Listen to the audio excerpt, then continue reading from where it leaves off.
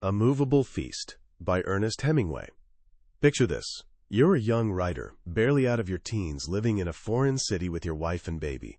For years, you've poured your heart and soul into your craft. Stories, poems, even the beginning of a novel. It's your entire life's work, the physical proof that you're actually a writer, all carefully packed into a single suitcase. One ordinary day, your wife decides to surprise you. She gathers everything you've ever written, the originals, the carbon copies, all of it, into that suitcase to bring to you while you're away working. She sets the suitcase down on the train for just a moment, and when she turns back, it's gone. Stolen. Years of work, vanished into thin air. How do you even begin to recover from something like that? Where do you find the courage to start over from absolute zero? This isn't the plot of some heartbreaking novel. It actually happened to a young Ernest Hemingway. And the book we're diving into today, A Moveable Feast, is in many ways his answer to that impossible question. Published after his death, this memoir captures those early years in 1920s, Paris beautifully and sometimes brutally. It's a window into a time when he and his first wife, Hadley, were, as he put it, very poor and very happy. But here's the thing. This book is way more than a simple memoir. It's a love letter to a city, a masterclass in creative discipline, and a warning about the temptations that come with art and ambition. It's essential reading for anyone who's ever dreamed of creating something meaningful, of living a life rich in experience even when your bank account is empty. So get comfortable, because over the next while I'm going to share the lessons Hemingway learned in the cafes, galleries, and freezing apartments of Paris. By the end, you'll understand the surprising power of what he called good discipline, the unexpected gift of being hungry, and the secret to building a life so rich with memory and meaning that no matter where you go, it travels with you, like a movable feast.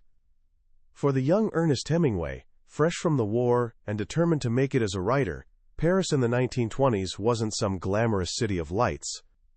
It was a city of biting winds, gray skies, and the constant gnawing presence of poverty. He and Hadley lived in a tiny two-room flat above a sawmill, with no hot water and a toilet that was basically a bucket. Some days, money was so tight that he'd pretend to have a lunch meeting, then spend the afternoon wandering through the Luxembourg Gardens, fighting off hunger pangs. And yet, this is the period he'd look back on with the deepest affection. Why? Because he discovered a powerful secret that would shape him as both a writer and a man. He learned that hardship, when met with discipline, isn't a curse, it's actually a tool. He famously wrote, "Hunger was good discipline," and he meant it literally. When he walked through the city on an empty stomach, his senses sharpened. The smell of fresh bread from the bakeries became more intense. The paintings in the museum seemed clearer, more vibrant. He felt he could understand the painter Cézanne on a deeper level, wondering if the artist had been hungry when he painted, or if he'd simply forgotten to eat, lost in his work. Hunger taught him to see, to feel, and to appreciate the simplest pleasures, with an intensity that comfort never could. His work wasn't about waiting for inspiration to strike. It was a ritual, a job like any other, demanding commitment and routine. His needs were simple: a blue-backed notebook, 2 sharp pencils, and a marble-top table at a quiet cafe. He'd arrive early in the morning, order a single café crème, and work for hours while the waiters swept the floors around him. He developed a personal code for his craft. The most important rule: always stop for the day when you know what's going to happen next. That way, he explained, your subconscious could work on it overnight, and you'd never face the terror of a blank page in the morning. You could always be sure of continuing the next day. And if he got stuck, if the words wouldn't come, he had a simple, powerful mantra. All you have to do is write one true sentence. Write the truest sentence that you know. It could be something he'd seen, heard, or felt. A simple, honest sentence, stripped of all decoration. And from that one true thing, a whole story could grow. The work was slow, difficult, and often lonely. But the reward was a feeling unlike any other. After finishing a story, he'd feel both empty and happy, as though I had made love. And in those moments, with a little money from a newspaper article he'd written for a Toronto paper, he could afford a simple, perfect luxury. He'd walk to a clean, friendly cafe and order a dozen cold, salty oysters and a half carafe of dry white wine. As he ate, the metallic taste of the sea washed away by the crisp wine, the emptiness would leave him, replaced by a profound sense of happiness and accomplishment. In these moments, he felt on top of the world, making plans to travel, to write more, to live fully. But Paris was more than just a place to work in solitude. It was his university. He learned as much from walking its streets as from any book. He'd wander along the quay of the Seine, watching the fishermen with their long cane poles who, contrary to tourist belief, were serious and skilled, often catching delicious little fish called goujons for their families. He'd browse the bookstalls, where you could sometimes find recently published American books for a few francs, discarded by wealthy travelers and sold by hotel workers. His real education, though, came from two very different places.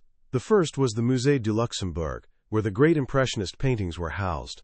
He went there almost daily to study the work of Cézanne, Manet, and Monet. He realized these painters weren't just capturing a scene, they were building it, giving it dimension and weight. He wrote that he was learning something from the painting of Cézanne that made writing simple, true sentences far from enough. He wanted to put that same sense of dimension into his stories, a secret he wasn't yet articulate enough to explain to anyone. His other classroom was a small, warm, cheerful bookshop on the Rue de l'Odéon, Shakespeare and Company. It was run by a kind, endlessly generous American woman named Sylvia Beach. The first time he walked in, he was shy and didn't have enough money for the rental library deposit. Sylvia simply made him a card and told him to pay whenever he could, trusting him completely. That bookshop became his lifeline.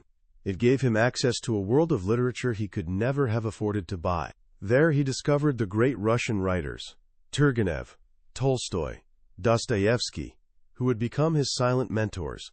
He'd take a stack of books back to his cold flat, feeling like he'd been given a great treasure. He and Hadley would read for hours, and when they traveled to the mountains of Austria to escape the Parisian winter, the books came with them, opening up another wonderful world to live in at night, after long days of skiing through snow and forests. Paris in the 1920s was also a city of giants, where the currents of modern art and literature converged. And a young, unknown writer like Hemingway found himself improbably right in the center of it all. His first and most formidable mentor was Gertrude Stein. Her studio at 27 Rue de Fleurus was the opposite of his own poor flat. It was a large, warm room with a big fireplace, filled with museum-quality paintings by Picasso and other modern masters. To a young man learning to see through painters' eyes, it was like the finest museum in the world. Miss Stein, a heavily built woman with beautiful eyes and a powerful presence, would hold court, talking endlessly about people, places, and art. She and her companions served fragrant, homemade liqueurs and treated Hemingway and his wife like very good, well-mannered, and promising children. Stein became his teacher. She read his stories and gave him harsh, direct criticism. She famously told him that one of his best early stories, Up in Michigan, was inapproachable, a word from the art world meaning unhangable. It was good, she said, but too explicit, too raw. No one would publish it. You mustn't write anything that is inapproachable, she insisted. There is no point in it. It's wrong, and it's silly. She also gave him practical advice. You can either buy clothes or buy pictures, she told him. No one who is not very rich can do both.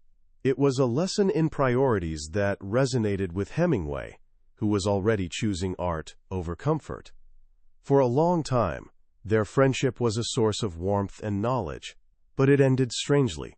One day, he arrived at her studio to say goodbye before she left on a trip, and, from an upstairs room, he overheard a conversation so raw and personal, so disturbing, that he simply turned and left, unable to face her.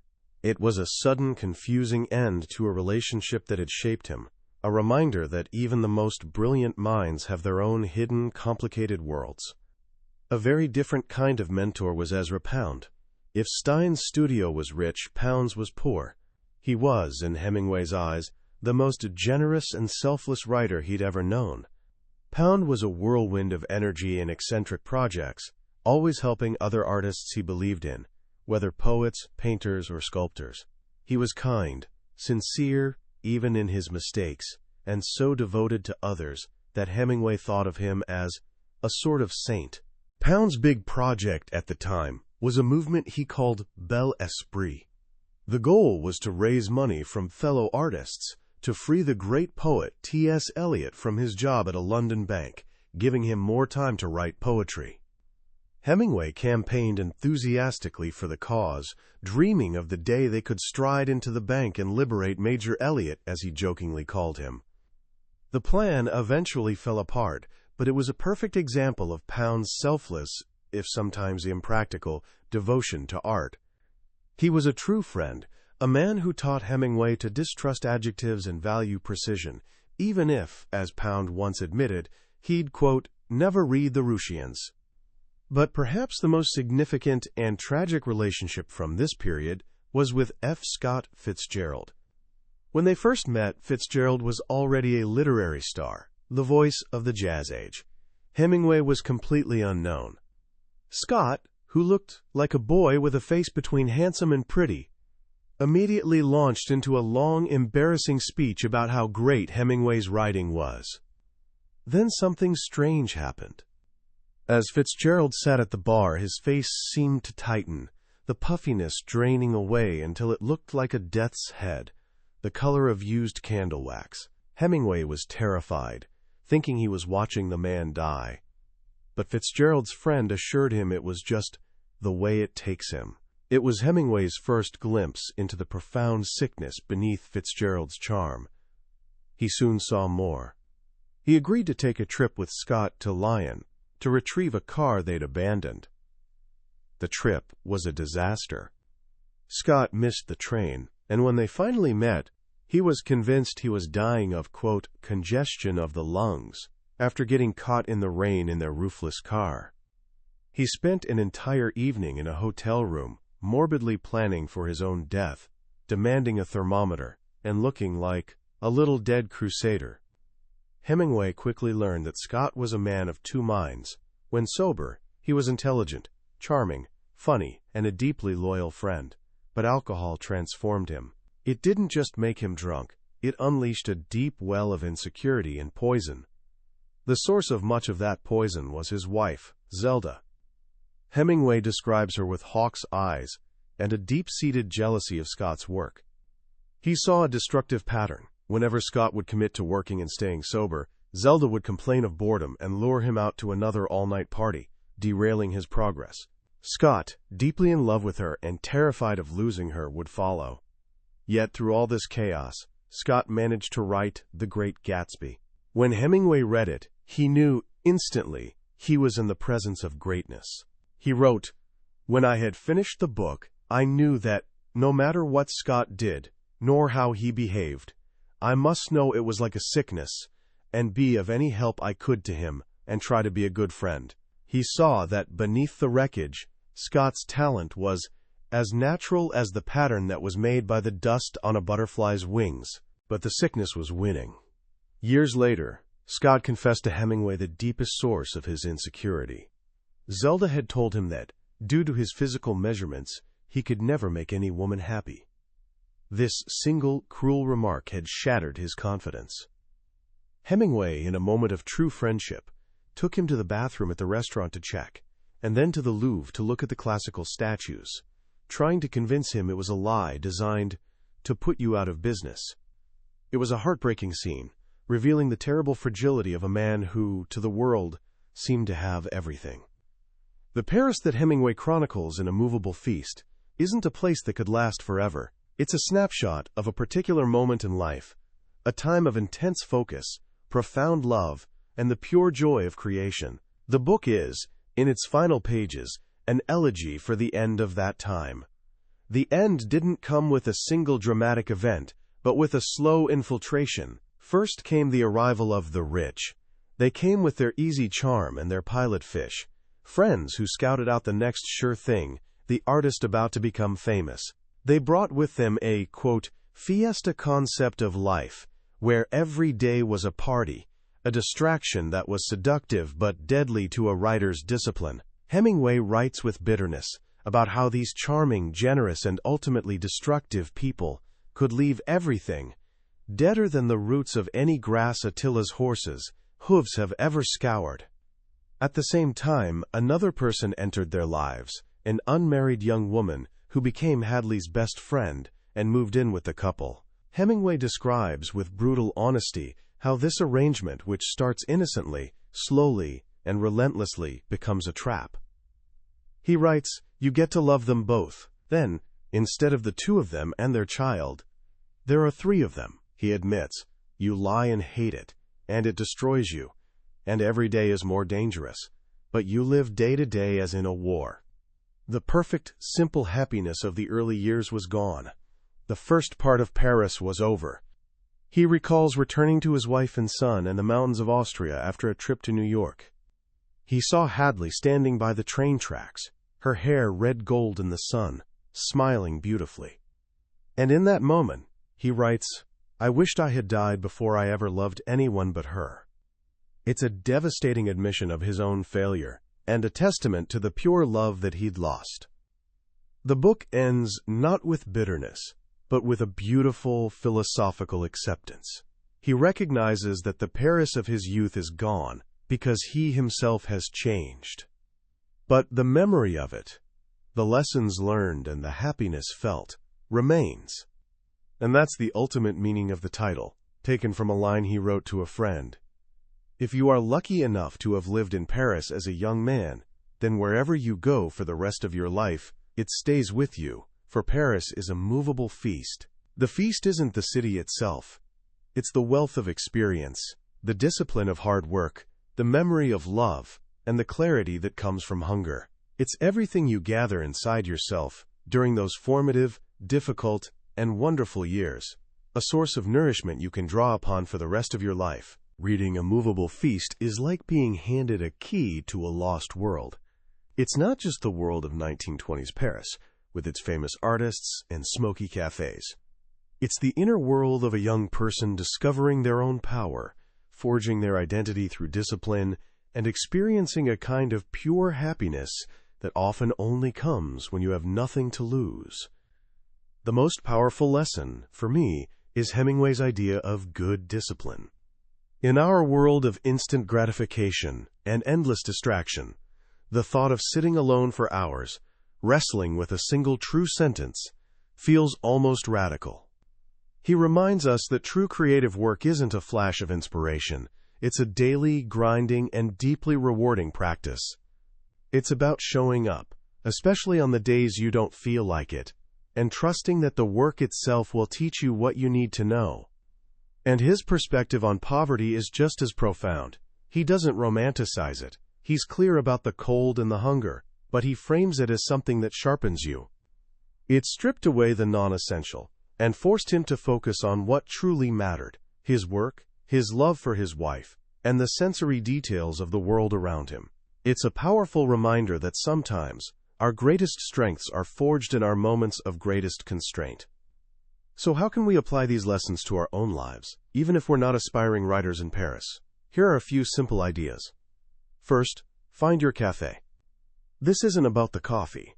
It's about finding a sacred space for your deep work. It could be a library, a park bench, or just your own desk an hour before anyone else wakes up.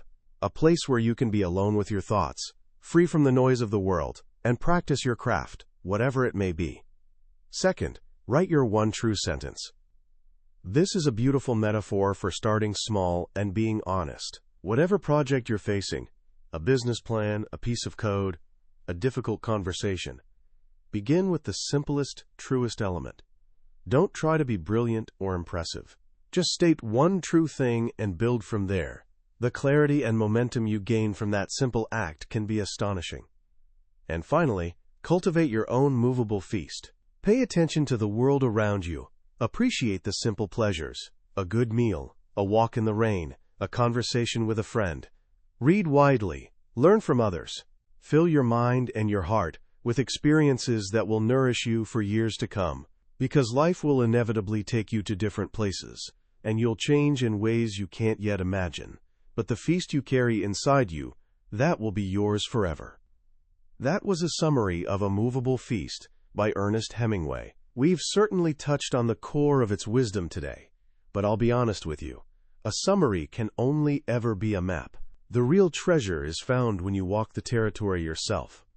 The true magic of this book lies in the quiet moments, when one of Hemingway's perfectly crafted sentences lands in a way you didn't expect, or a story about his struggles suddenly illuminates your own. This summary is meant to be a signpost, to help you decide if this journey is one you want to take. If anything we've talked about has sparked something in you, I encourage you to pick up a copy. Reading it isn't just about learning, it's an experience that can genuinely change how you see your own past, your present work, and the life you hope to build. You can find a link to the book in the description below. Also, if you found this journey valuable, please take a moment to hit that like button and subscribe to Billionaire's Bookshelf. It tells us we're on the right track and ensures you won't miss our next exploration into another life-changing book. Let's keep learning and growing together.